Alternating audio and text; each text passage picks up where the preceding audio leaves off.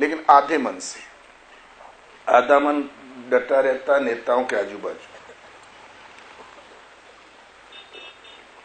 हमारी बड़ी बड़ी जान पहचान, हम काम वहां से निकाल लेंगे। द्रौपदी का जब चीर हरण होने लगा तो द्रौपदी ने भीम को डांटा। भीम क्या देखता है, जिस जांग को ऐसे पीटा है तोड़ दे गदा से। भीम युधिष्ठिर का मुंह देखने लगे। अर्जुन से कहा उठा गांडीव धनुष, भूंस दे इस सारी सभा को। जब प्रतिष्ठा ही नहीं रहेगी तो जीने से क्या लाभ। वो भी युधिष्ठिर के अनुगामी थे, भैया का मुंह देखने लगे। युधिष्ठिर को धर्म पढ़ाया। पिता मैं भीष्म से बोली, आपने प्रतिज्ञा की है कि कुरुवंश की गद्दी की रक्षा करूंगा। कुरुवंश की गद्दी इस स्टेज का नाम नहीं, इस चबूतरे का नाम नहीं। कुरुवंश की मर्यादा है, कुरुवंश की लज्जा की रक्षा, सम्मान की रक्षा।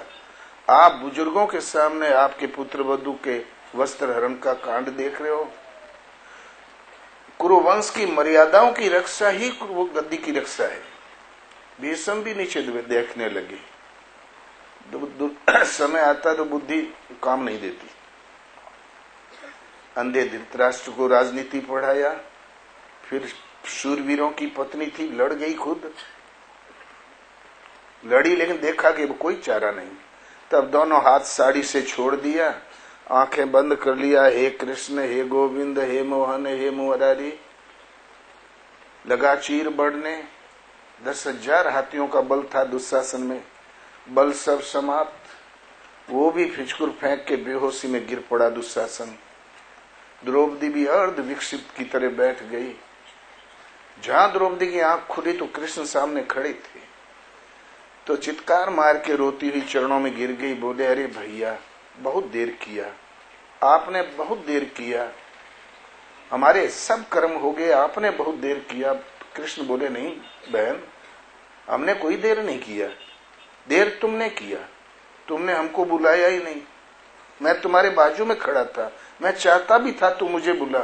तुम तो भीम को बाहुबल याद दिला रही थी, अर्जुन को गांडीव दिव्य अस्त्र स्मरण दिला रही थी, भीष्म पिता को गद्दी की रक्षा का तरीका बता रही थी, तुम खुद लड़ रही थी, हमको कब बुलाया। तो अपबल तपबल और बाहुबल, चौथो बल है दाम। शूर किशोर कृपाते सब बल, हारे को हरि नाम। सुनारी मैंने निर्बल के बल श्याम। अपबल अपना बल, तपबल अपनी तपस्या का बल, बाहुबल की इतनी हमारा जुगाड़ तुगाड़, चतुरंगनी सेना बाहुबल, और चौथो बल है दाम। दाम भी बहुत तगड़ा बल है। कभी कभी रात भर में तख्ता पलट देता है दाम। 10-25 करोड़ इधर उधर फेंको, काम बन गया। किंतु शूर किशोर कृपाते सब बल, हारे को हरि नाम। एक प्रभु की कृपा से संपूर्ण बल है। लेकिन वो बल तब है जब आप अपने क्षुद्र बलों को हार जाओ। द्रौपदी की तरह सर्वांगीण समर्पण जिस पल हो जाओगे, भगवान आगे पीछे नीचे ऊपर सर्वत्र योग स्वयं के लिए आपके साथ है। वही है आपका गीता शास्त्र। युधिष्ठिर ने कहा, स्वजनों के बीच में पकवान गर्दन लटका के पकवान खाने की अपेक्षा जंगल में घास खा के रहना उचित है, श्रेयस्कर है, कल्याणकारी है। तो ये हीन भावना से गर्दन लटका के भारत कब तक जिएगा। जिस दिन गीता झोंपड़ी से महलों तक पहुंच जाएगी, ये हीन भावना से सदा सदा के लिए मुक्ति मिल जाएगी। यहाँ अस्पृश्य कोई है ही नहीं। मनुष्य को चाह कर भी तीसरे भाग में कोई नहीं बांट सकता। या तो देव प्रधान होगा या असुर प्रकृति प्रधान। तीसरी कोई लाइन ही नहीं, जाएगा कहां। अब कपड़ा धोया तो धोबी, और लोहा ठोका तो लोहार, सोना ठोका तो सोनार, उससे क्या फर्क पड़ता है। ये तो उद्योग है, ये जाति नहीं है। ये करोड़ों उद्योग करो, जाति एक के हम वंशज किसके हैं। और जाति हमारे कुल खानदान के संबोधन है, परम पावन है, वो रखो। लेकिन सारे कुलों के लिए धर्म शास्त्र एक है, गीता। तो एक छोटी सी बात और, अंतिम संधि प्रस्ताव खत्म हो गया। कर्ण पहुंचाने आया कृष्ण को महाभारत युद्ध का संधि प्रस्ताव पहुंचाने आया।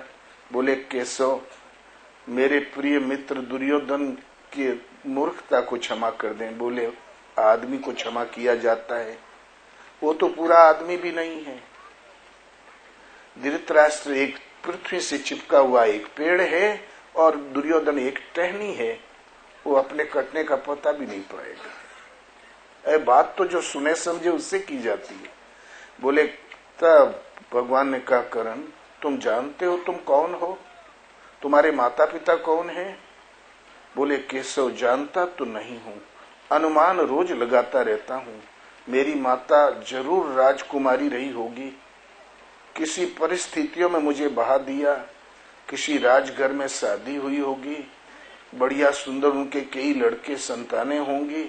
क्यों कि जिस वस्त्र में मुझे लपेटा था वो वस्त्र राजकीय वस्त्र है, आज भी रखा हुआ है। भगवान आप जानते हैं? बोले अच्छी तरह। बोले प्रभु जल्दी बताइए मैं कौन हूं, मेरी वास्तविकता क्या है? बोले तुम 5 महारथी सूरवीरों के ज्येष्ठ भ्राता हो। बोले 5 तो पांडव है। बोले हाँ। तुम कौन थे हो? तुम पांडु पुत्र हो, सूर्य पुत्र हो, संपूर्ण सत्य यही है करण। कर्ण के आंखों में अश्रु छलक आए और बोले केशव, दुर्योधन ने मुझे राजा अवश्य बना दिया, लेकिन हीन भावनाओं से मुक्ति नहीं दिला सका। आज आपने ये संदेश देकर मुझे हीन भावनाओं से मुक्त कर दिया। अब अपने ही अनुज है अर्जुन, कैसे मारूंगा उसको? कर्ण ने प्रतिज्ञा कर रखी थी कि दुर्योधन व्यवस्था कर दो युद्ध की, अर्जुन को मरा समझो, मैं इसीलिए जिंदा हूं। कर्ण ने अपनी प्रतिज्ञा, जीवन भर की प्रतिज्ञा त्याग दी एक पल में। अनुज है, मेरे द्वारा रक्षण ये है, भला मैं उसको अब बाणों से कैसे मारूंगा? जी चाहता केशव कि मैं मरूं और वो अर्जुन जिए।